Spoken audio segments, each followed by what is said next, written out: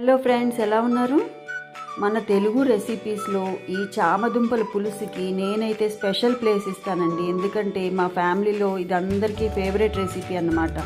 ఇది ఈజీగా టేస్టీగా ఎలా చేసుకోవాలో చూద్దాం, వచ్చేయండి. ముందుగా ఒక బౌల్లో పెద్ద ఉల్లిపాయ అంత చింతపండు తీసుకుని దాంట్లో పీచు కానీ గింజలు కానీ ఏమీ లేకుండా క్లీన్ చేసుకొని హాట్ వాటర్లో నానబెట్టుకోండి. ఇప్పుడు ఒక 1/2 కేజీ చామదుంపలు చిన్న కుక్కర్లో వేసుకొని నిండా మునిగేదాకా వాటర్ పోసుకొని 2 లేదా 3 విజిల్స్ వచ్చేదాకా స్టవ్ మీద పెట్టుకొని ఉడికించుకున్నాను. ముందుగా నానబెట్టుకున్న చింతపండు మిక్సీ జార్లో వేసుకొని పేస్ట్ లాగా గ్రైండ్ చేసుకున్నాను.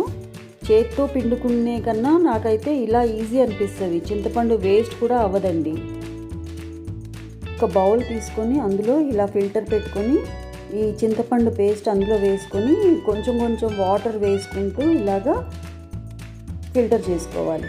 ఇప్పుడు ఇలాగా ఫిల్టర్ చేసిన తర్వాత తొక్కది బయటకు వచ్చేసి చింతపండు పులుసు ఇలాగా క్లీన్గా నీట్గా వచ్చేస్తుంది అన్నమాట. ఉడికించిన చామదుంపలు రెడీగా తొక్క తీసుకొని ఉంచుకోవాలి. స్టవ్ మీద ప్యాన్ వేసుకుని 2 గరిటెలు ఆయిల్ వేసుకొని మనం పీల్ తీసుకొని ఉంచుకున్న చామదుంపలు ఆయిల్లో వేసి ఎర్రగా కొంచెం వేయించుకోవాలి. కొంచెం వేగాక అందులో ఒక 1/2 స్పూన్ పసుపు, 1 టేబుల్ స్పూన్ సాల్ట్, 1 స్పూన్ కారం వేసి కొంచెం పచ్చి స్మెల్ పోయేదాకా ఫ్రై చేసుకోండి.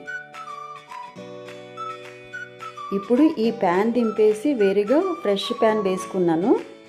ఇప్పుడు ఒక 2 గరిటెలు అంటే కావాల్సినంత ఆయిల్ వేసుకుని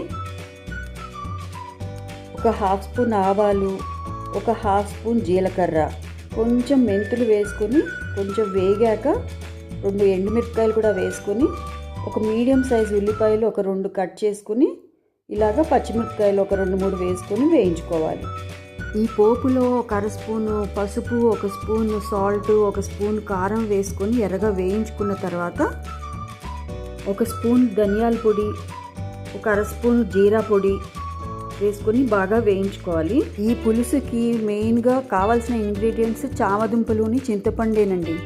పోపు కొంచెం ఎర్రగా వేగాక ఈ చింతపండు పులుసు అందులో వేసేసి కొంచెం మరగనివ్వండి. ఈ పులుసు కొంచెం మరిగాక మనం పీల్ తీసుకొని ఉంచుకున్న చామదుంపలు అందులో కలిపేసేయాలి.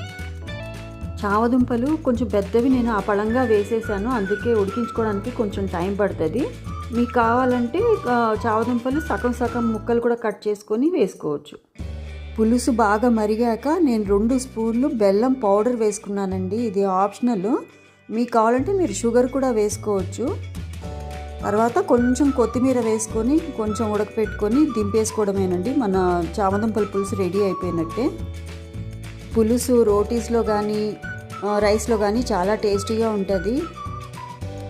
ఈ రెసిపీకి కావాల్సిన ఇంగ్రీడియంట్స్ అన్నీ నేను డిస్క్రిప్షన్లో ఇచ్చాను, ఒకసారి చెక్ చేసుకోండి. ఈ రెసిపీ కన్నా మీకు నచ్చితే like, share and subscribe please.